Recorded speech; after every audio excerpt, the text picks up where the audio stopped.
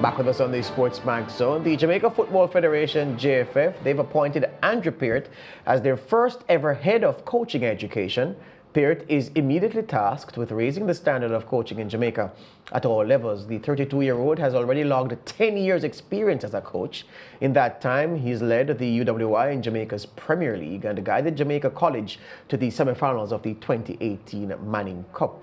Andrew holds a CONCACAF B license and serves as head coach of the Costa Cup heavyweights, Glenmuir High.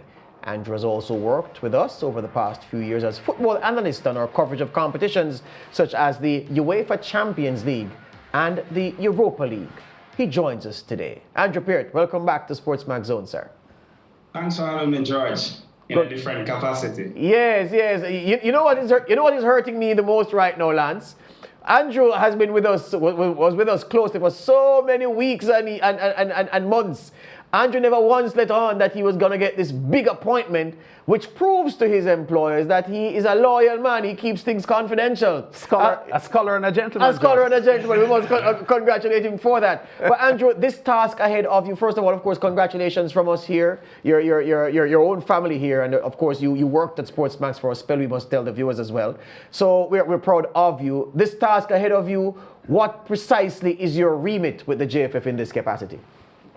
Well, the vision for the coaching program is to produce a standard of education that ends up producing world-class coaches. You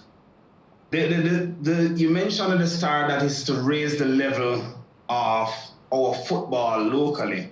And you have to do that by having better coaches, which will produce or teach and educate the players to become better. And then we'll have better teams and eventually qualifying for many youth World Cups and also the senior World Cup. So it's about creating that pathway for coaches to really move from the grassroots level up to the elite youth and professional level. So it is about development of our coaches, helping our coaches to see how football is planned and prepared at the highest levels, whether they're working with youth or professionals, professional level. So the key thing is about raising the standard. The first thing that's on the table for us is becoming signatories to the CONCACAF convention. That convention is very important because it allows us to educate our coaches locally, and with the certification that they get locally, they can work in any member association within CONCACAF. So that's very important to us because we figure that then having that world-class level education will translate in even more coaches. You know, we have a number of coaches now working outside of Jamaica. You will end up seeing more of those coaches working outside, plus also improve the quality and also the quantity of qualified coaches that we're having locally. From a nuts and bolts level, though, will you be based at? Will you have a base? Will you have a situation where you are designing curricula or helping to design curricula to say, okay, coaches at the high school level who don't have certification, this is what you must do as the next step to further qualifications. Those at the Premier League level who have a certain standard, this is what you need to do to get higher qualification. Coordinating with CONCACAF, looking at what FIFA is doing, ensuring that all the coaches at all levels are getting up to scratch in terms of the certification and the practical delivery of their coaching. Is that what you are going to do day to day? That's exactly it. It looked like we should have hired George position, or I might have to bring you on as a key as a consultant. So, yeah? As a consultant, but you know that I'm very expensive. Yeah, but go ahead. Of course. And all that you explained there encompasses everything that the school is all about. Developing the curricula, creating a pathway. So the pathway is very important for the coaches as well. So we want to have a broad base where we have a D license and a C license that capture the large number of grassroots, especially youth grassroots players that we have. And one of the key things that in trying to get those persons qualified and certified at the grassroots level, we want to make the courses affordable because not many coaches work as professionals at that level. So we want to make the courses affordable for them, so we can get more persons onto the courses. So the better quality is being displayed at our primary school, prep school, and academy level. And that's important. One of the things we want to move away from is the final assessment that determines who passes and who fails.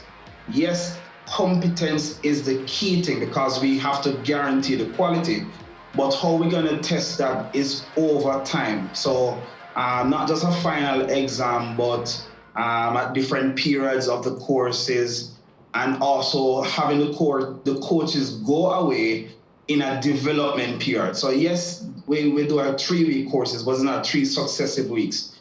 A week, then your break and go back to your environment and you practice what you have learned on the course, log it, record, reflect, and seek feedback, especially from a mentor. So we noticed that previously, when coaches leave out of the coaching education program, not enough follow-up is taking place. So we want to ensure that by assigning mentors that will continue to educate outside of the formal space, the coaches, so the development is continuous throughout. Yeah, Andrew, I'm curious, this position that you now hold, does it place you as part of the technical committee and as such may be in a position to decide on appointments for the different coaching positions? No, it doesn't place me as part of the technical committee. Yeah. I want to mention too that in the first part of your narrative, you suggested, upgrading coaches and the necessity to upgrade coaches. I thought while you were speaking, Andrew, that is quite often reflected in why Jamaicans feel that the country is so good in track and field, because the quality of coaching in almost every nook and cranny of Jamaica is of such a high standard that it is the reason why Jamaica's track and field is where it is. Is that where you're going when you're suggesting that you want to see the football coaching standards rise to those levels? That's definitely it, Lance. When you look at track and field, they have provided a template for us in terms of how do we progress our coaches to higher level, world standard level, and they are still working locally. So it's not a case that, okay, we produce or educate these coaches and all of them move to foreign lands. It's a case where many of them are working in the Jamaican environment, which help to produce the great athletes over and over. So as we explained with the pathway, we want to ensure that as a coach moves through one level, he or she is encouraged to move up to the next level. So it's a continuous search for that development, that education, that quality that will guarantee us creating the football that we have the potential to do, but it's so much more than just having the potential or the players who are playing in the big leagues. It's about having the good coaches to continue to develop those players and the good coaches to continue to show them or create pathway for them to excel outside of Jamaica as well. Yeah, I want to give the viewers some information that they are not aware of, Andrew, because as George had referred to earlier on, you actually worked at SportsMax as one of the producers of this show, the SportsMax Zone. But it got to a point where it was a conflict because the duration of the show from 4:30 to 6 conflicted with a lot of the desires that you had to do your coaching courses and so on, and to actually develop yourself as a coach. It seems to me that was after you left university, that you have long had a passion for this. Yes, you mentioned the journey took a lot of turns, and one of them was working at SportsMax. And this is the beauty about life, in that every experience should be valued. Yes, I always wanted to be a coach after I decided that I stopped playing. And in that space or on that journey, I saw where to get the best out of myself, I had to pretty much step outside of a space and then try to pursue that. So when I left SportsMax, it was us coaching full-time on very minimal pay at the time, but it was a sacrifice and a vision that I had, that this is something I can really excel and develop at.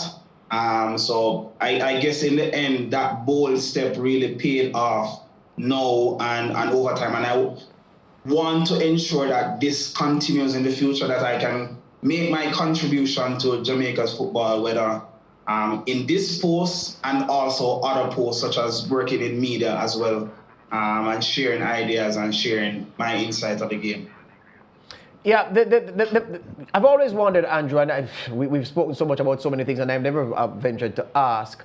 In terms of your academic qualifications, what is it that sets you up to take on this job as a coach? So you're going to tell me what you studied at university and how that is helping what you are doing right now.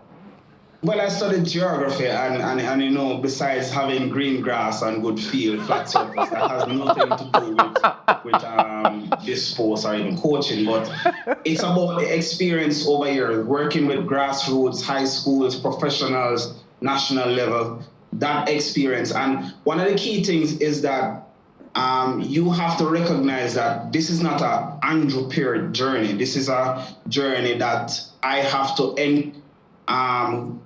bring in others to collaborate. So there are we have about 12 or so coach educators who will be paramount to the success of this program.